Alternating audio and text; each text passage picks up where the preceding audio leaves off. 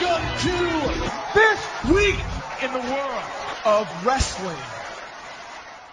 Welcome to TWitWoW, the best wrestling podcast made for wrestling fans, by wrestling fans, on the web today. I'm John, that's my cohort and commentary Ashton, and this is our Monday Night Raw review. And you know what, I have to say, I felt this Raw was pretty good. I mean, nothing exceptional, but nothing horribly offensive, and certainly not as boring, at least in my opinion, as last week's Raw. We had some return matches. We had what seems to be like it's going to be a new angle for Hell in a Cell, planted on this show, and kind of reaped a little bit there with Cena, Ambrose, and Rollins. Don't really know if I'm friends with this yet or not. I'm going to have to see how this plays out. But yeah, I enjoyed this Raw. Again, I did kind of feel the 3 hours here and there, but it was a fun time. Ashton, what'd you think of it? Well, let me put it this way. This Raw was basically last Raw. I mean, it wasn't nearly as bad as the couple of Raws that we had leading up to last week's Raw, but it still wasn't really that great. I guess on a scale of 1 to 10, it would be like a 6. So I don't know. Make of that what you will. Right. Honestly, dude, to me, the highlights of Raw were Dean Ambrose and Damian Sandow. Yeah, that I would agree with that. Plus, I mean, I don't want to get ahead of myself, but Ziggler did regain the Intercontinental Championship, but I guess we'll talk a little bit more in depth when we get to that segment. That I enjoyed, but that's simply because I'm a Ziggler mark, so that was more of a personal thing than anything else. So yeah, I would agree with that assessment.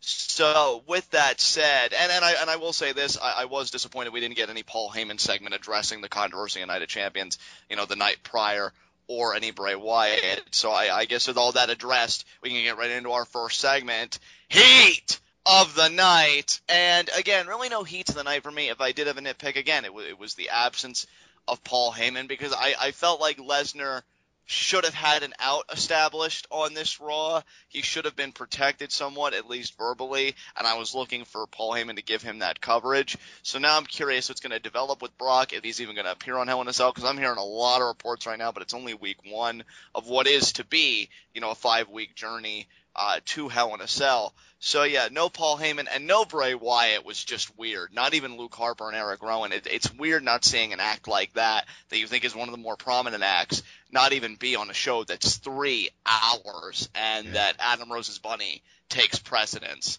So yeah, it's kind of a scary thought. I'm not saying these guys are in any kind of jeopardy. I don't want to start any of that crap. I just found it a little strange that an act like that wouldn't be on a show that's 3 hours long. So that's really only a nitpick, but as far as heats of the night, I have none, so I'm going to bounce the ball to you, Ashton. Do you have any heats of the night tonight? I have one.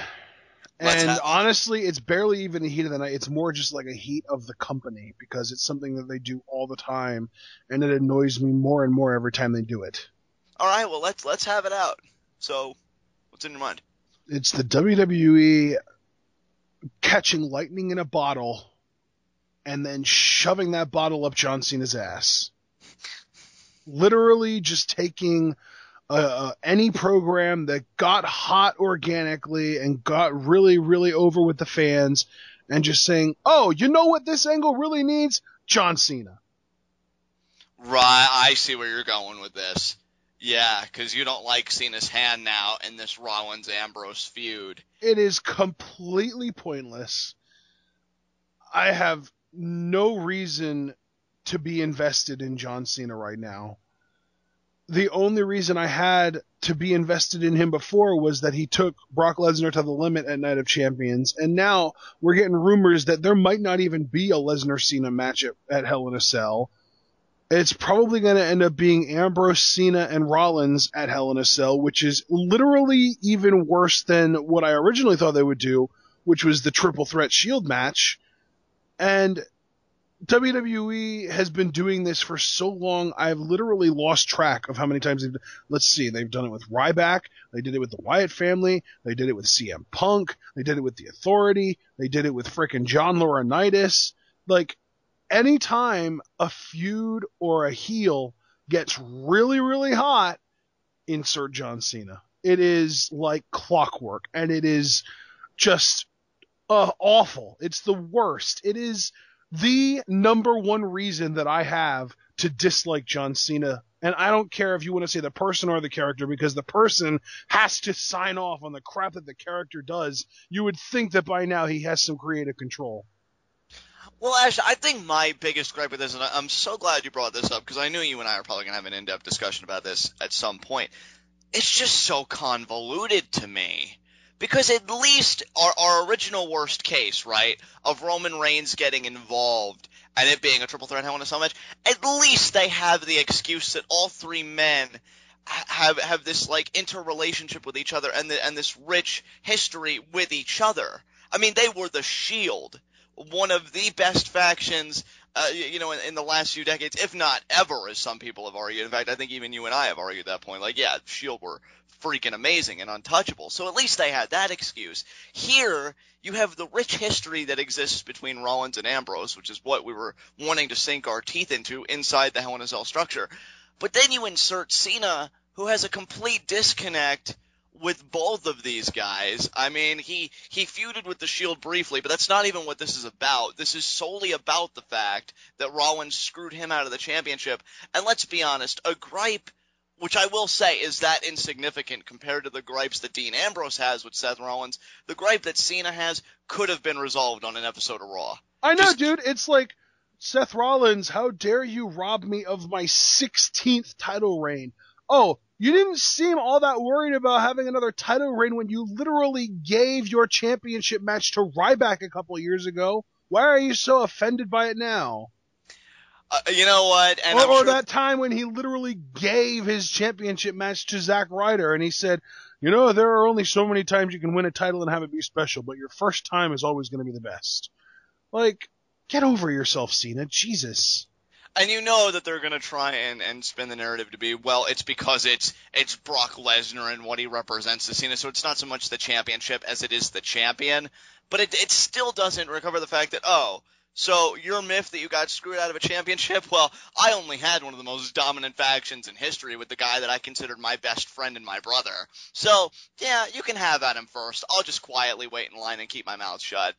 It makes no sense. If you really wanted to have Cena get his hands on Rollins, I could have forgiven it very easily and probably even been entertained by it if you did Seth Rollins versus John Cena on an episode of Raw.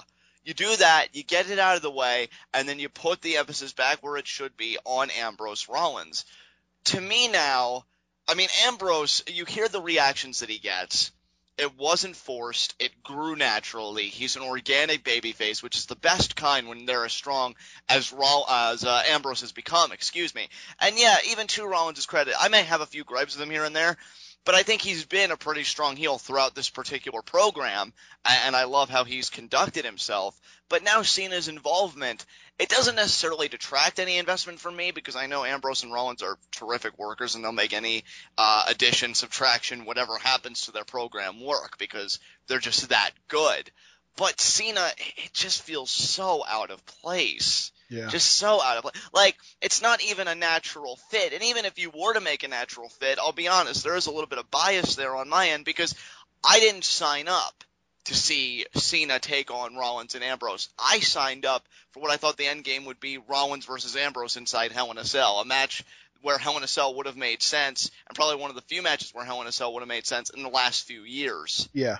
And I don't even think we're going to get that now, and that's disappointing. And it goes back to the central thing that you said, Ashton.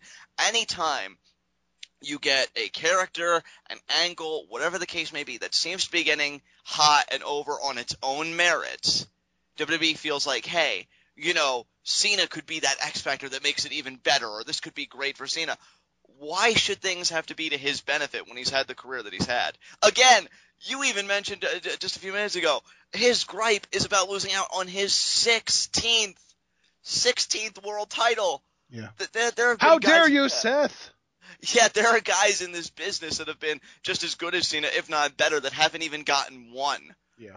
And he's gotten 15. Like, he doesn't need to be any more over. I don't care what generation, what era from wrestling you come from, what your beliefs are. I think it's a pretty universal agreement that there comes a point in a superstar's life when you are like a John Cena, where you're just beyond the championship, where you're so over the championship is just commonplace. And you know, he's going to make a big gripe about it, and because of that, now he's going to infect this program, which almost makes me wish that Roman Reigns didn't get injured, because the one positive we took away from it was, oh, well, you know, at least Rollins and Ambrose, they got their program back. That's awesome. And then this happens. So it's like, what the heck? Yeah.